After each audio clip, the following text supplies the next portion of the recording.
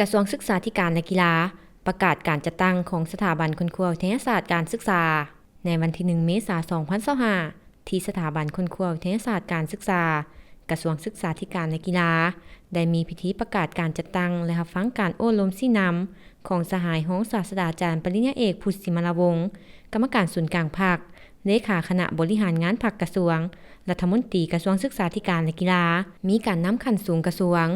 กรมสถาบันศูนย์และพนักงานภายในสถาบันค้นคว้าวิทยาศาสตร์การศึกษาเข้าร่วมในพิธีท่านปริญญาเอกตุดาวันนอเมืองเศรษฐ์หัวหน้ากลุ่มจัดตั้งและพนักงานกระทรวงศึกษาธิการและกีฬาได้ผ่านมติตกลงว่าด้วยการบ่งตัวแต่งตั้ง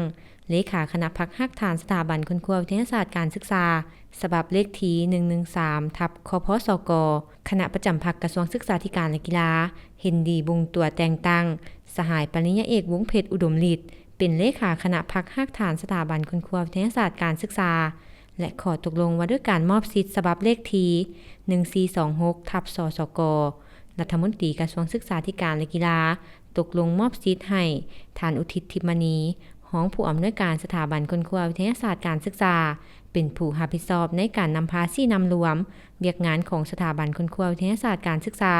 จนกว่าจะมีการเปลี่ยนแปลงตามการตกลงของขันเทิงนอกจากนี้ยังได้ผ่านข้อตกลงว่าด้วยการยกย้ายและแต่งตั้งพนักงานดำรงตำแหน่งบริหาร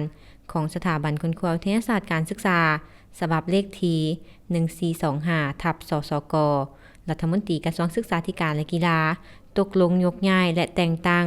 ท่านปริญญาเอกวงศ์เพชรอุดมฤทธิ์รองหัวหน้ากลุ่มกีฬาระดับสูงเป็นรองผู้อำนวยการสถาบันค้นคว้าวิทยาศาสตร์การศึกษาโอกาสนี้ท่านรองศาสตราจารย์ปริญญาเอกพุทธศิมลวงศ์ได้กล่าวแสดงความย่องยอชมเชยต่อผลงานของสถาบันในระยะผ่านมา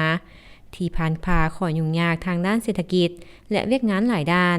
พร้อมกันนี้ท่านยังได้แลกเปลี่ยนบางปัญหาเป็นต้นแมนการเปลี่ยนแปลงทางด้านการจัดตั้งเปลี่ยนแปลงบุคลากรเป็นเวียกงานปกติของเวียกงานพ้องกันหันเปลี่ยนการศึกษาขั้นพื้นฐานเนื้อในการซิดซอนหลักสูตรบุคลากรและเวียกงานการศึกษาที่ปิ่นอ้อมโดยต้องเอาใจใส่สุ่มใส่ปฏิบัติเวียกงานของตนตามภาระบทบาทให้ดีขึ้นและร่วมแรงร่วมใจกันบนพื้นฐานร่วมสุขร่วมทุกข์น้ำกันนอกจากนี้ยังได้เรียกร้องให้มีความสามัคคีเพิ่มศักยภาพทุกด้านให้มีความเข้มแข็งและปรับเปลี่ยนแบบแผนวิธีเฮ็ดเวียกของแต่ละศูนย์แต่ละแขนงให้สอดคล้องกับสภาพปัจจุบัน